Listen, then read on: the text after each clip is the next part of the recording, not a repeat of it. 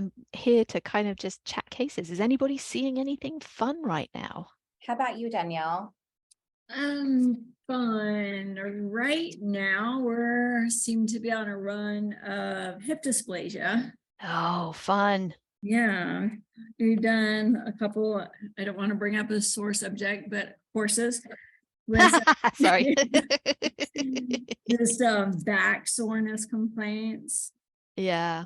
How do the horses, like, I mean, being that I do not go anywhere with my Sheen and I literally don't go anywhere near them, I mean, do you find, do you treat dogs and cats and horses or just horses? Like, are you mixed practice? Well, for 25 years, I've been an equine practitioner, and then when I got into the rehab, I kind of dropped it to turned into 50% rehab, 50% horses, cattle kind of thing. But no, my machine doesn't leave. So we have a haul-in facility that we've modified part of it for the rehab.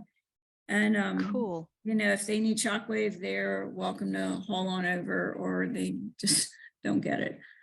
So do the horses, because I mean, I see it when I deal with like my canine patients, and we're going to talk about a feline patient that I've been seeing, and they dig the shockwave. Like, they dig the shockwave. Do the horses dig it as much as like the smaller patients? They seem a little more surprised by the sensation, because I'm not an acupuncturist or anything like that, but I don't mind dry needling and injecting backs when we find trigger points. So they're more likely to give you that jump if you find a trigger point or a sore spot. But it was interesting to me because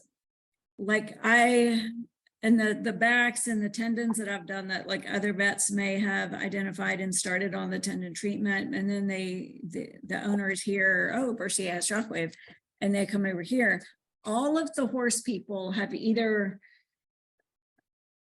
I'm not sure because some of them are not my clients, but they're either really bad at follow through, or they've been so pleased that they've never come back.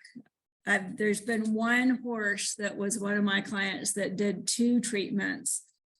And they decided, it didn't magically fix the horse, so they retired him and moved on. But the typical back sore horse, they've never come for a second treatment because they've been so happy.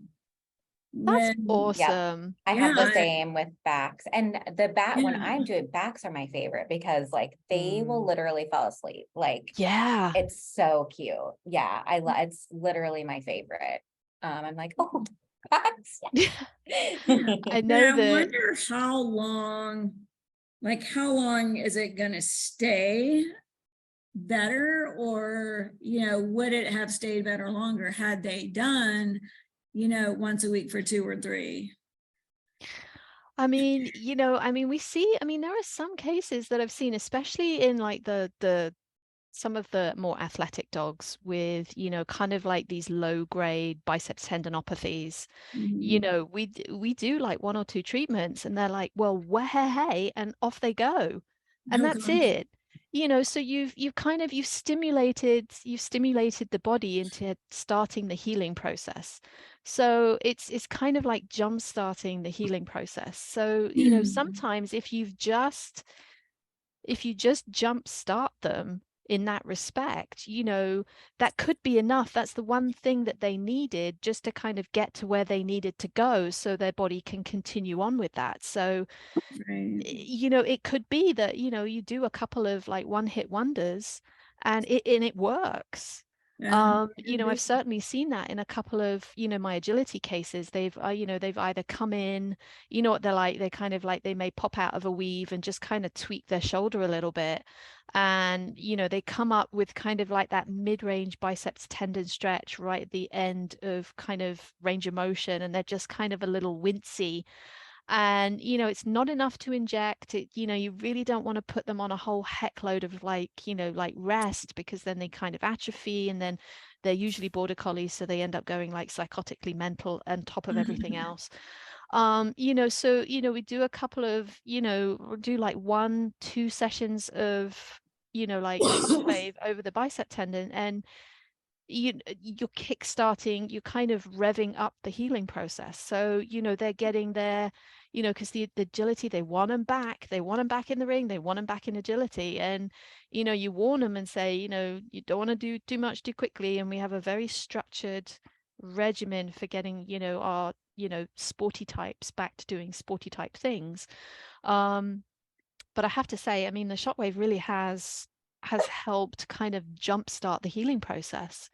So you're not wrong by saying, yes, sometimes they may only need one treatment. And I mean, it never ceases to amaze me how totally different dogs and horses are, to be plainly obvious. One of the vets I used to work for back in New Jersey, she was an equine ambulatory vet, and she did chiropractic and acupuncture, and went on to do one of the big chiropractic ones with muscle testing. So she was doing functional neurology with these guys, and she physically dragged me out to see this course because I would have so much fun, and I didn't. But I didn't tell her that. But I boned up on all my anatomy before I went out, because horses are like aliens to me, and they are like suspension bridges. They're all ligamentous. So everything bony has these strapping great ligaments on them. So why wouldn't Shockwave like make them feel like $1,000,001? Yeah. So yeah, I mean, if you're stimulating the healing process and getting all of that good stuff and kicking it out, yeah, I can see it working on a horse in one hit. Cool. Absolutely. But how are you doing with your OA hips, with your dysplastic hips and stuff? How are they responding? They're doing okay. Of course, we're doing other things as well. A lot of I work with some police dogs and do some protection sports. So German Shepherd people and Mouse gravitate to me. So I have aren't you lucky? Yeah. Well, it's what I like, so it's okay for me.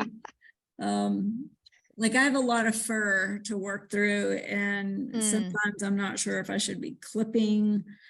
And on a lot of these dogs, I can only get the hip from like the more dorsal aspect. I can't put them upside down and go to the medial aspect of the joint because they're just not going to allow it. Do you do them when they're standing or laying down? Most of them I'll do them laying down so I can move the joint through a range of motion and feel like I'm getting more out of it. Whether I do or not, I don't know. And what are these like short hair dogs? No, like the typical Mallees and the Malles, yes, they have a very nice tight coat, easy to work with. But our Shepherds are a lot. I would say 50% of the Shepherds are those thick undercoat, that you have to just kind of throw a handful of gel on there and scribble it in and try to flatten the fur down. That unfortunately, yes. Yeah. But nobody wants their dog to be clipped. No, and I mean, even on the fluffiest beasts, I'm finding that I really don't. I mean, as long as you pick the right pad size, do you have a linear probe, by the way? I do not. That, I mean, I would say that would be if you're fighting against the fur factor, and the butt muscles on some of those working and sporting dogs are obviously much bigger than your average, beastie. So, sometimes you need a wee bit more punch behind it. And I've found that if I'm working with the focal probe and I'm having to decrease the pad size and increase the hertz and the intensity, then I'm going to switch to the linear probe, because you've got a wider treatment area. And even though it sounds a wee bit louder, it can be a wee bit more controlled, but you're using a lot less energy to kind of create the same effect. So, if you're finding that you're using sort of, your 20 or 25 pad and a ton of gel and, high hertz and a decent, a bonk of intensity, then I would really think about investing in a linear probe. Okay. Especially if you're doing, like larger dogs like that. we have a linear probe, we were like, do we need it? Do we need it? Mm-hmm. And we were finding that, over time, especially for some of these maintenance cases, you get to the point where you have changed the physiology of that body, like the mechanics, and, you've improved their pain threshold. So if they're getting sore, then you're having to work through that higher pain threshold. So you're going to need a little bit more oomph behind your machine to kind of help, improve on that discomfort. So I find that, I do break out my linear probe a lot more now than I had done in the past. Did you agree? I mean, Chrissy, what do you think about that? I don't have a linear probe. I wish I did, especially for tendons on horses. I do. I think it's like one of the coolest probes, and I wish I did have it. I don't work on dogs, and I treat like a few horses a year. I should throw that caveat out. But the linear probe is awesome. And it's so versatile, especially if you are doing like multi-species, because it's awesome for tendons on horses. For sure. I think it's great. I mean, I adore our linear probe. I think it's awesome. So instead of focusing for each individual pulse, the linear probe just kind of sets out a linear array of pulses. So it's a straight line. So instead of that focal point on the end of the focal cup, you've got, I believe it's a 5 centimeter line, isn't it? Across the focal probe, across the linear probe. So you've got this entire 5 centimeter flat area. So it's a lot more of a larger treatment area, and you can come down on your frequency and you can come down on your intensity. So it's kind of, whereas your focal probe has come down to a very specific pinpoint, you can now treat a little bit more of the surrounding tissue that may be, creating a little bit more of a problem. You fixed one area. It's like layers of the onion and myofascial work. If you've got trigger points, you treat one and another pops up. Well, it's probably because that trigger point was already there, and releasing the one further down has, this one is now decided that it's going to be a problem. So, by treating that as a larger area, you're treating and, creating that pain threshold a little bit differently in a slightly wider area. If it's a hip flexor complex, if it's tension in the quadratus, if it's anything to do with the apexis, I'll break out the linear probe. Because then you're not treating, 100 multiple sites, around an area with your focal probe. You can get all of it. And you can also, you can scan with it too. So if you're scanning with your, because you're using a larger area with your linear probe, you're scanning, you pick up on those trigger point areas so much quicker. And then you're also treating a wider area. So you're getting any others of those sneaky little buggers that may be hanging around, and you're getting rid of them all at the same time. So if you're working on horses, or if you're doing like big bottomed dogs, then I would definitely make the investment in the linear probe. You won't regret it. And then we did a small adjustment to the charge. So we have a standard focal probe charge, and we have a linear probe charge. So there's just a little bump in the price if we get the big guns out. But no, I adore our linear probe, and I think anybody doing what you're doing, I think you would appreciate the difference immensely. Anybody have any questions on that? I see there's a couple of things that have popped up in the chat. Can you? Those are me.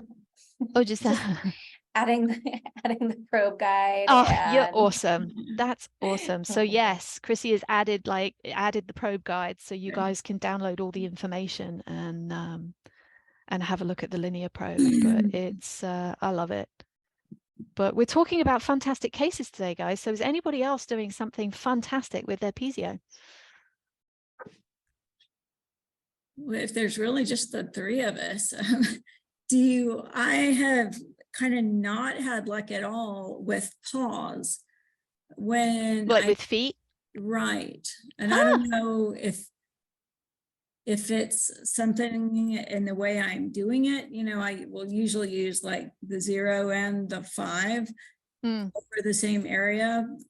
like one of my personal shepherds had a lot of interphalangeal arthritis and couldn't seem to make a difference on him, and another dog. So did you have any advice on very, very shallow issues? Yeah, I mean, you know, if it's a German Shepherd. Correct. So, you know, the 0 is, I mean, that's great, you know, for superficial, like wounds. I mean, if you've got like a superficial wound, you know, bop, bop, bop with the 5. Your 5 is probably going to get there. Your 10 is probably going to be better. Because, oh, really? Yeah, I know we think of digits as fairly superficial, but if you think at the actual joint space and how, if you're trying to hit within the articulation of the toe. So the other thing that you could do is, you know, you could always like shave the underside of the foot and go from the palmar aspect rather than the top aspect. We tried and try underneath. You might actually get a little bit more of a joint opening. You could also, I mean, it's a little tricky. Which digit is it? Is it all digits or? Yeah, it was the 3 central. So it's the 3 and up to the phalanges or on the metacarpals? Mostly just phalanges. Mostly just phalanges. Yeah. So, I mean, you could effectively, like, if you can hold the toes kind of together. So you've got a little bit more of a base. You could probably angle the tip in a little bit, but what I would do is I would probably go in from the underside and see if that helps. But I would try the 10. I would definitely try the 10. And what sort of intensity and hertz are you using? I was going for like a 10 and for the other I was using like 0.2. Okay, so 10 hertz and 0.2 intensity. Yes, I believe so. Okay, so what you could do is go back to using the 5, decrease your hertz to a 6, and then take your intensity up to like a 1 or a 2. 0.1 isn't a whole lot. Now the dog's probably not feeling anything. So you can change your hertz and then tweak the intensity. Okay, because one of the webinars I attended, they were kind of saying, oh, you know, 1 is a lot. So it is a lot. It is a lot, but that might be what that particular area needs. So you could always go back to using the number 5 pad, turn down your hertz, and then try, you know, like 1, or you could do like 0.5 or 0.6. I don't think I've used 0.1. The only time I would use like my 0.1s and stuff is if I'm working along the spine. Okay. Yeah, I tend to be maybe just a little more aggressive on like my OA joints, because you really, not only if you depending on the osteophyte buildup, you know, you want to try and get into the joint as much as possible, you know, so it may take a little bit more than you think to help change some of the physiological aspects within, like, you know, like digits. So I think, you know, it's great to be super, super careful. I did a cat today just out of, I have an 18-year-old cat that comes in that has LS disease. He's got renal disease, but he tore his cruciate way back, and it's the best cat. He's like a house panther. He's enormous. And his name is Philimoa, which in Hindi actually means cat face, which I adore. Nice. So, and he always comes in with a little dicky bow tie, and it slays me. So he came in today. He's had 2 shots of Silencia, but I've been shock waving his knees and his LS every 2 weeks for the last like 2 months. And within the first sort of 1 or 2 sessions, this cat used to be super active. He was a big mouser, a huge mouser. And Dad lives not very far from the WO&D trail here in Virginia. And the cat used to follow him. The cat used to walk like half a mile, and they would both sit on the park bench on the WO&D trail, and people would walk past, and they don't know Dad, but they know Philomoa.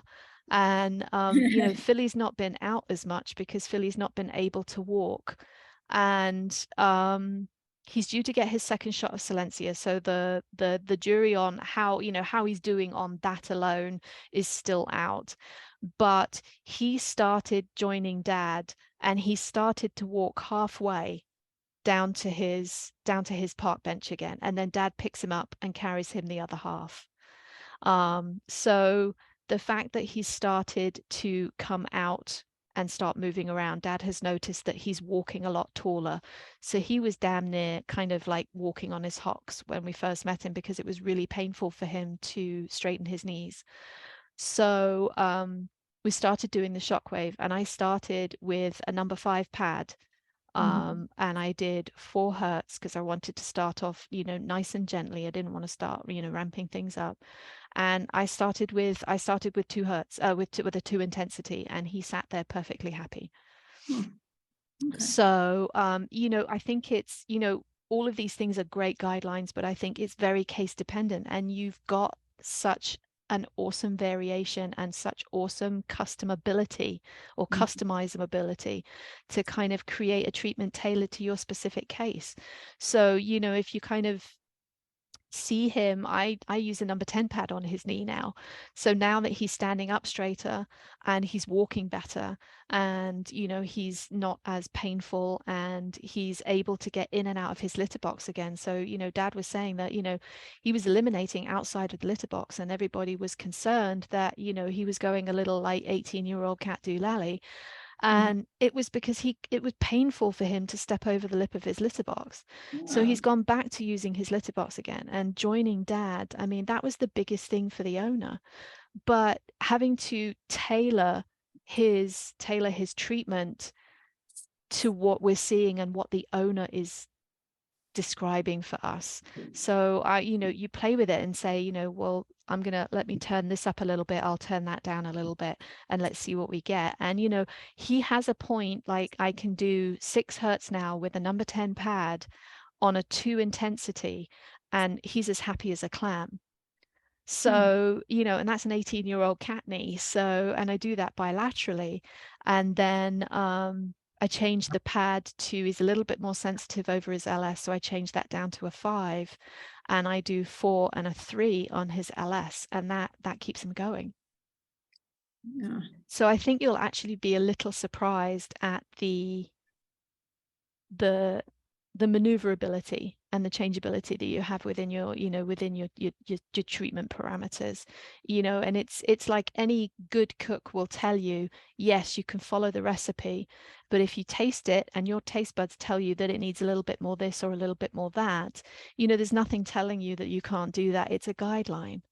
So, you know, you watch for your responses, you know, you watch for what your patient is telling you. Are they kind of looking at you, getting up and walking away, you know, or, you know, are they sitting down and being like, hey, that, you know, that rocks, so thank you for making me feel better. And, you know, for Philly, I do 500 shocks or 500 pulses a piece on his knees and 1,000 on his LS. Yeah, so I guess it's still kind of, I'm still a little on the fence. Is like, I'm never 100% sure on a new animal if I've got it set optimally, and it's just kind of hard to figure it out. I think you also, I mean, you know, when they come back, you know, I always warn my, you know, any new case that I do Shockwave on, I will always say, look, you know, there's a distinct possibility that they may be a wee bit stiff and sore for the next 12 to 24 hours. So, you know, keep an eye on it, but you would expect sort of 12 to 24 hours after treatment, you know, do they look the same, better, or worse? And those are my 3 parameters. You know, you don't give them, you know, like on a scale of 1 to 10, do you think they're better? It's the same, better, or worse. 9 times out of 10, they're coming and they're better. If they're coming back on a weekly basis, then I've got a couple that come in now and they're like, you know, they've had a couple of treatments and they're doing well. So, but I think the biggest thing that I hear is, you know, they get, you know, if I see them once a week, they get to day like 4 or 5, and the owners start to see just a wee bit of a change. They stiffen up a little bit. And I'm like, okay, well, that's telling me that it's working. But how can I then adjust the machine to get more bang for your buck, basically? So, you know, how can I adjust my treatment so that the treatment effect is lasting longer? So that's when I'll start playing with like pad size, you know, intensity, and just see if I can get, you know, a little bit, maybe, you know, maybe more pulses per second. I've got another case in one of our other practices at the moment. It's an old English sheepdog, and I mean that should say enough. The dog is a hot mess. I love him to death, but he has, you know, his entire spine is basically a train wreck, and he's got what was at the time an undiagnosed cervical myelopathy. So I mean, he's got mild wobblers, but enough that he creates kind of, you know, low head carriage, and you know, short strided in the front, long and loafy gait, you know, the typical kind of cervical myelopathy case that we tend to see. But he also has a really wicked cauda equina going on in the back end. So, you know, his back end is just as messed up as his front end, and everything in the middle kind of takes the strain. And so, you know, we were like, well, I want to fix his neck and I want to fix his back. So we started, you know, treating him, and the owners saw, you know, a huge improvement in his cervical range of motion, you know, in his ability to hold himself up. You know, I would treat his LS. I started off with the focal probe. We started off nice and low and then built on that. And then I started treating his neck focally and then built on that. And now I'm down to using the linear probe on both sides, and I've got it to where I can see him every 12 days and he's still doing exceptionally well. So, you know, there's that maneuverability depending on, it's as neuroplastic as your patient basically, and it's just finding which treatment is best for that case. And I think you rely on your clients to give you feedback. Right. You know, how were they after their treatment, same, the better or worse, and how have they been over the last, you know, week? You know, you can easily do like a little calendar document or a Word document that says, you know, day 1, day 2, day 3, and then do same, better, worse, and then just have the owner mark that off on each day and then have them bring that back to you. And then you've got like a little form that says, okay, I see day 1, 2, and 3 were great, but you said you started to see changes on day 4. So how do we play with our treatments to help kind of elongate the you know, the treatment effect? So and then you find a recipe that works for you and your patient, and then you use that until you have to fine tune it. And I'll always say to my clients, you know, if at any reason they have a slip, a trip, a fall, or they hurt themselves, or if you notice any decline, call me and I'll try and get them in sooner. I would rather get them in quicker to get ahead of the inflammation and ahead of the wind up and everything else, and so it undoes some of the, you know, the effects that you've been worked so hard to build up, as opposed to kind of waiting until their treatment time and then them coming in and then us having to back down on our treatment and start again. Does that make sense? Sure. Yeah. So I think, you know, play with it, like see what you get and ask input from your clients and watch your patient. I mean, if it's uncomfortable, they're gonna let you know, and then you can back it down a little bit. But you have a really big treatment capacity, and it really is individual. And I think it's quite surprising how and everybody's an individual. You know, you look at people. I mean, I'm a complete weenie when it comes to pain. I mean, my pain threshold is really low. You know, I stub my toe and I burst into tears, you know. So it's the same with patients, and they can't tell us that. And I think, you know, dealing with intensity is like dealing with all of these different individual pain thresholds. And, you know, where do we start? Some people you have to start slightly higher, and some people you have to start slightly lower. And our patients are no different. Yeah, sounds reasonable. Sounds reasonable. Treat some cats. They dig it. They really dig it. They really dig it. They really dig it. I've got a, anybody seen any Silken Windhounds? They look like, yeah, they look like hairy whippets. They're incredible. Oh, wow. But I've got one, her name is Lyra. She's 2 years old, and she literally, if a dog looked like a wood elf from, like, you know, the Lord of the Rings, this would be this damn dog. She's talk about effeminate to the T, and she literally looks like she will blow over in a stiff breeze. And I look at her legs and I'm just like, please let me put some sort of like external coaptation, because, you know, if she steps over something, she's going to snap. Well, I first met her because she fractured her radius and ulna, and she did okay. I didn't hear from mum. She just came in for a consult because they were working on, you know, some muscle building, and I really didn't see her, but I was just like, oh, that's cute. What is it? Next thing I know, I'm seeing her again, and she had fractured exactly the same place. Oh, no. And they ended up having to put a plate on it. So we started working with her, and she had splint disease on the back of her elbow, which healed by second intention. And she had a lot of fibrosis because everything had kind of tightened down, and it restricted some of her range of motion in her elbow. So I was treating her elbow. I wasn't touching the fracture. And I was treating her, I was treating right over the elbow and the tendon over the triceps, because it had a huge fibrotic knot in it, and a couple of little trigger spots up over her prescaps, and, you know, like a subscapularis and a infraspinatus and a supraspinatus had like these multiple little trigger points in them. So I was treating those, so that, you know, because she'd been hobbling around with like a dirty great bandage on, you know, she'd, you know, used a lot and overworked her shoulder muscles, and it freed up so much range of motion in her elbow. And then she went back for radiographs 8 weeks afterwards, and her bone was reabsorbing. Her ulna basically disappeared, which was horrendous. It looked like a toothpick, and we were all like, oh my God. So the surgeon called us, because it was done elsewhere, and said, you know, do you think the treatment that you've been doing to improve her elbow would help with the fracture? And I was like, oh Jesus, here we go. Can't hurt. Baby Jesus, take the reins, because I hope this works. So I started really, really, really low.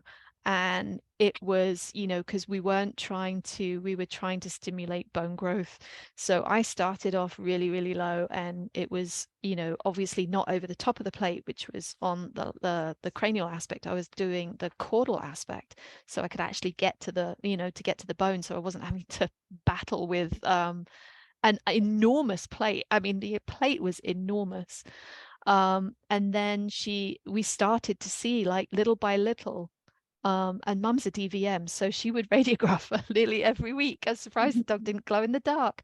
So, and little by little, and I was like, will you stop radiographing her? I only want a radiograph like once a month. I don't want, she was like, I have to do it. And little by little, this little toothpick started to kind of grow in, which was amazing, because the only thing we were doing was obviously just shockwaving, you know, to help with her bone. And then she started to reabsorb around her carpus, and I was like, she needs to go back to surgeon, because I have the feeling this plate needs to come off. And I saw her 2 weeks ago, and we pinch hit a couple of treatments here and there. I will shockwave her carpus, mobilize her carpus, just to get some more of that flexion back. Her ulna is completely reformed. We do a couple of little spots just across where they took the plate off, where the screw holes, so they're starting to fill in gradually. And then we pinch hit a treatment just around her triceps. But I mean, she's weight bearing, and she's I mean, to watch her run around makes me want to vomit, because I'm just like, when is she going to break her other leg? But you know, she's doing really, really well, and just getting her to weight bear is obviously, you know, building even more bone, and her muscle mass is coming up. So wouldn't have been able to have gotten where we were without, you know, without our shockwave, without a doubt. Cindy's been harassing me about picture. Yeah, so Chrissy's like, I know she has. She's been harassed. Don't forget to remind Kirsty to submit that case. Because I have all the radiographs. I would like all 100 of the radiographs as oh well. my God, Thank you think it's more like 1,000, love. Be careful what you wish for. You could literally measure it by like micromillimeter as this thing, like, but it looks like a toothpick. Like when she sent me the x-rays and she's like, we have a problem, I almost vomited. I was like, where did her ulna go? It looks like a toothpick. So yes, I do have all the x-rays along with pictures and, you know, some videos of us doing the treatment. So yes, when I'm done with all the craziness, I'm going to send those over so you guys can have them. And I know Cindy said she wanted to put it into a paper, so we will definitely do that. But yeah, she's probably like the funnest case I have at the moment. Thankfully, she's graduating next week. Fingers crossed. And not coming back with that other and not coming back. No, I said to Mum, I was like, no offense, but I love your dog to death, but please don't come back. If she breaks something else, please take her elsewhere, because I don't think my heart could take it. She's a beautiful dog, though. We have a Halloween contest at work every year, and the pets dress up. We post them on Facebook, and the popular one wins. And she came dressed as a unicorn, and I was like, she looks like a unicorn. They're very rare. But she's a beautiful dog. She's absolutely stunning to look at, but she's tiny, and she looks like a little smoky kind of blonde. I mean, if she was a supermodel, she would be a supermodel, but she would literally blow over in a stiff breeze. Now, what kind of breed was that? The Silken Windhound. Silken Windhound. Yeah, they're beautiful. They look like hairy whippets. Look, cross between a whippet and a Saluki. And she's a female, so she is very petite, and the boys tend to be a little bit more chesty and a bit more kind of tall. But I mean, if she's 20, 25 pounds, I'd be really shocked. Yeah, and they look big, rather large, and they're not. Right? They're not. No, okay. they're not. She's literally the size of a whippet. So, you know, a little bit bigger than an Italian Greyhound, but all of those little pincy, like mincy, like the little fine bone, but with the fluff of a Saluki. So she's beautiful, absolutely beautiful. And she's kind of like white and blonde, and kind of with like these beautiful smoke gray highlights. So she looks just like an elf. She's lovely. Anybody else got fun stuff? I feel like I'm doing all the talking again. Who else has been doing some fun stuff?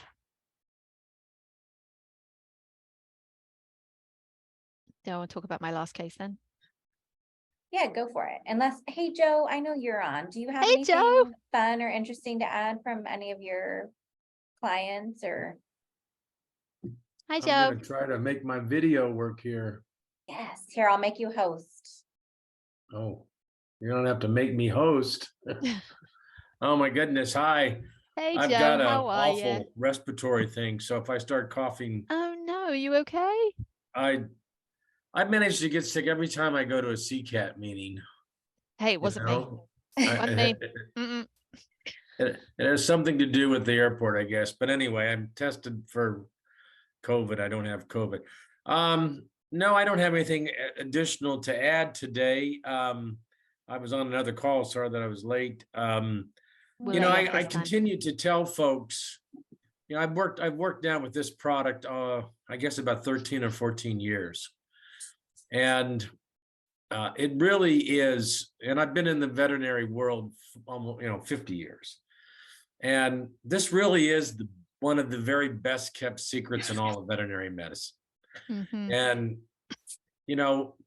50% of all small animal practices have a laser, and at least 25% should have a shockwave. Because I was talking with someone yesterday, I think I could probably think of maybe on one hand, the cases that I worked with that did not have a positive response. they've all had some type of response, may not be as dramatic. I've had some very dramatic cases where, I mean, the dogs basically were, close to euthanasia when they came in the door. And, we had one here recently where, it was on a harness and everything, and now it's out doing walks again. Yeah. So I think it's just an amazing technology. And, if anybody has anything in particular that they're, interested in, I might have a client or customer out there that works in that particular, area or area of expertise. Yeah, and I mean, I'm more than happy to, always, if anyone's got any questions, I mean, I can always Zoom in or, have a chat. If you want to see me work on a case, I'm quite happy to, with my client's permission, I can video a session and then, send it to Chrissy or Joe or, or to Cindy, and they can put that up. But I know that I've got one of the girls I work with, her pity, Mason, comes in, and he has a old shoulder injury with a large calcification in his bicep tendon, and it makes him very lame of occasion when he's, and he's almost 14, so he gets a quick step in his step and steps in a hole or does anything something he shouldn't, and we bring him in and we shockwave him. And I know that I know Becky made a terrific video. So I can certainly, I know I sent it to Joe, and I know I sent it to Cindy. So I can always find that. And they can pop that up somewhere and post it that it's available for everybody. Mum put a soundtrack to it. We validated it because we pain traced him before before we did it, so we could see that he had discomfort a little bit in his neck and his shoulder, and then we shockwaved him and then redid the pain trace, and the whole little, it's less than a minute and a half segment that she did, it looks wonderful, and he looks wonderful, and we pinch hit treatments here and there when he needs it. He's coming in next week, so I will look forward to seeing him there. But and how often is he, like, how long is he going between treatments typically? It depends on how idiotic he is. Yeah. That really comes down to his poor lifestyle choices at the end of the day. I mean, I have him and me both. I know. We do all these wonderful things and make them feel better, which is great. We want to make them feel better, but you can't sit them down and say, okay, look, so the best thing is some lifestyle modification. They just feel great, and then they shoot off after. And for him, I haven't seen him for like 4.5 weeks, and he shot off after a squirrel, and came back, like da-dunk, da-dunk, da-dunk. So I'm like, see, I told you and you didn't listen. So it really depends. It really depends. It's case dependent. We get the privilege of seeing our patients in this little snapshot of time, and we treat them in that little window of time. So it may have been something that they did like the week before, but when they come into the clinic, that is how I'm going to treat them within that little snapshot of time. So with so many variables, how do you adequately manage pet parents' expectations in terms of treatments? That's a pitfall question right there. I mean, I'm blessed to work at a place that we book per time. So, owners come in and they know they're coming in for rehab, either, we see for water or we see for land or something else, but we're booked like for time. So if it's 30 minutes or an hour, and I'm going to take that little snapshot of what I see in front of me and tailor what I need to do to help that pet in that little snapshot of time. And if they're in for water and they've, say if this was Mason and I was having a chat with Mason's mum, it would be, so, we've got tenderness over our shoulder today. I don't think we should put him in the treadmill. Let's treat him, how we see it. In the past we've used shockwave, so why don't we shockwave him today? Let's see if we can get him a little bit more comfortable, and then we can reassess it next time he comes in. So You know, this isn't something that is strictly regimented.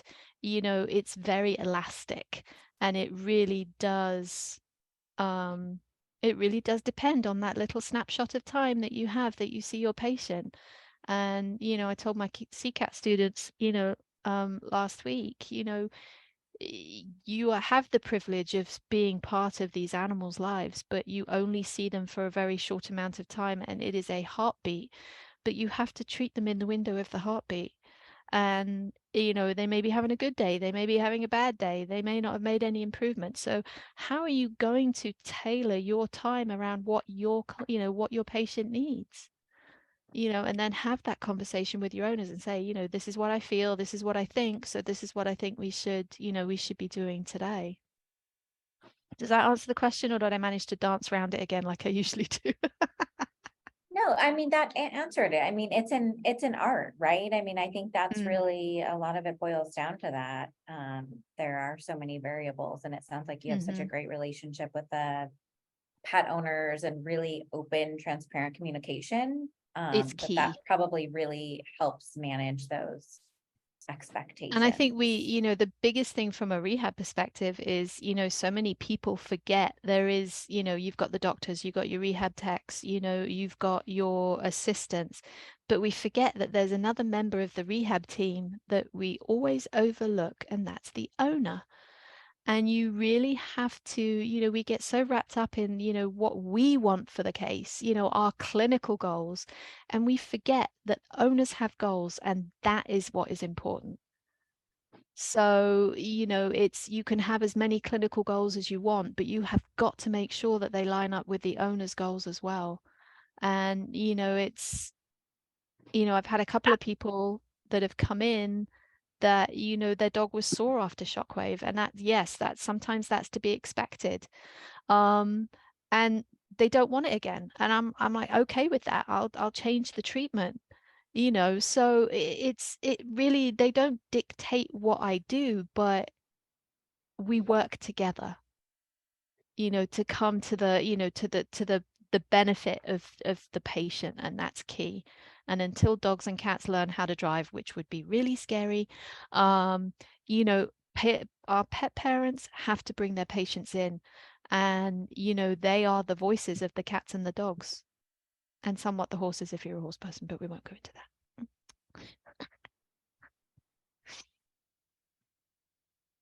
Anybody have anything else? Questions? Fun stuff? Deanne, do you have anything? No, I'm just creeping right now. I'm still technically working. I love it. I'm sorry. I see iPhone on here. Does iPhone have anything to add? Who is iPhone? It's the creeping that made me. Who is on iPhone? Hello, iPhone. Yes. Hello. Hi. iPhone. Hi, howdy. Do you have anything to add or ask? Well, we've got Kirsty here. Don't forget, get your quotes on a linear probe. Love that linear probe. Yes, love our linear probe. You will do so much with your linear probe. It's gonna save a fair amount of time. I'm actually, can you hear me? Yeah, we can hear you. Oh, okay, so I'm retired and actually got the Shockwave for my damn knee. Oh, good for you. Oh, that's so great. How's your knee? Well, it seems to respond, and Awesome. and I, you know, I don't get much. I'm a juvenile diabetic since the 60s, so I can't take NSAIDs and I can't take steroids, and I've got some kidney complications. So, you know, when I go to the orthopod, he just says, "Well, when you're ready for a knee replacement, tell me." So I do both. I do the PIMF and the Shockwave, and I have to tell you, when I do it, I mean, I hit spots that I can barely stand it. I just tell myself I got to keep after that spot. So I don't know if that's correct or not, but it can be. I mean, you know, you get sensitive areas, and I mean, in an area of tissue that doesn't need help, you're not going to feel anything really. Right. But the funny thing is, they always say physician heal thyself, but I had the starts of a fibrotic capsulitis in my left shoulder, and I was having a lot of trouble like getting my shirt on and basically, taking, and I'm left-handed, which was really annoying. And I went to an orthopedist, they did an MRI, and they said, yep, you've got fibrotic capsulitis. And the orthopod was just itching to stick a needle in my shoulder. And I was like, yeah, I'm not so sure. And he's like, well, we can try PT. And it was about the time that we actually got our demo unit of our piezo wave. And I was like, So I spoke to Cindy and I was like, hey, Cindy. And she's like, try this. And I have to say, there were certain areas around that capsule. I was just like, ow, ow, ow, ow, ow, ow, ow, ow, ow. I did 2 treatments the first week. I did 3 one-week treatments after that, and I haven't treated it since, and I have full range of motion. And I went back to my chiropractor who referred me to the orthopod, and he's like, wow, those injections worked really well, didn't they? And I went, no, they didn't. Yeah. And you need to look into getting this machine. And he's like, you did this with Shockwave? And I was like, hell yes, I did this with Shockwave. So I I was have a like, question for you on that. Did you scan it or did you do point to point? No, I did point to point. So you just kind of focused and scanned until you found the sensitive areas? Yeah. And then put my big girl undies on and put a bit between my mouth and suck at it. Yeah. But I found that I was having to increase the intensity every time because I was like, okay, I'm not feeling anything. I'm not feeling anything. But literally my first treatment that I did, I was like, holy cow, like, holy cow. And it was one treatment. And then, I noticed the same thing that I'm sure my patients do, after sort of like 3 days, I was like, yeah, that's a little bit tight. I'm going to do it again. So those are the sorts of things that we want that feedback from your clients, because I know how it feels. I know what felt good for me. I know what hurt like a dingus. And I could adapt around that where, for our patients, we're having to rely on, their facial features, their body, their responses, their local response to the tissue as well. But I mean, it was the best thing I ever did. Best thing. What would you say is the maximal frequency to do your treatments? I could do it daily if I wanted to, obviously. I mean, I wouldn't do it daily. Right. I would say you're talking to the gray zones. I'm actually a veterinary technician. So technically, if we were hypothetically talking about a horse, rather than right. Joe's got his hand up. Joe, do you want to take this question? Because I'm like, this is a dodgy area for me. Let me unmute myself here. Yeah, okay. The one thing that's nice about the piezo is that there is extensive use of it in human medicine. And human sports medicine. And that's how we kind of came upon a treatment protocol of every 3 to 7 days. And when I first started, we were saying 2 days, every 2 to 7 days or so. But the athletic trainers came to the conclusion that they didn't get really any benefit in doing it any earlier. So, and one of the theories for that is that you need some time for that tissue to kind of do its thing from the shock wave. Yeah. So I don't do anything unless I've waited at least 3 days. It would be more like overwatering the lawn is probably the best way to describe it. You could do it every day. Odds are it's not going to have any benefit though. Yeah, more is not necessarily better. You're not going to see, you're not going to see a bigger response just because you do it more. And for most of the stuff that I work with, we try to do, with my customers, I recommend, that they do like once a week treatments if they, because it's easy for the client to come in once a week. Right. If you try to have them coming in, a couple times a week, they'll do that. But it's easier if you just say, come next Monday or next Tuesday or whatever. Now I do treat, like, I have a neighbor that I did some treatments on, and, we were doing them every 3 days for him, and on a tennis elbow. It's been 8 months. I'll just say that it's been 8 months since I shockwaved my shoulder. Yeah, I again, he's fine. I got him cleared up. Leticia, my girlfriend, she had frozen shoulders, was going to UW, University of Wisconsin rehab department for I don't know how many weeks, and we finally just shockwaved her. It took about 7 treatments, but completely gone. She's had no return of the frozen shoulders. No, ever. it took me, it was 5 for me. Yeah, it was 5 for me. So and it just if it's musculoskeletal of any type, like I say, I maybe can think of 5 things where it didn't. I don't even know if I could do that, where it didn't have at least some positive benefit from it. So on the settings, I basically crank the frequency way up just to make it quick. And right. Well, that also makes it more. That also causes more discomfort. Yeah, I know that. I know that. And then I crank the intensity up to just as high as I can stand it. Right. Is that okay? Yeah, exactly. I do everything at 6. That's my favorite setting because there's such a difference between men and women in the treatment protocols. Right. Yeah, without a doubt. I always start with my low and slow protocol.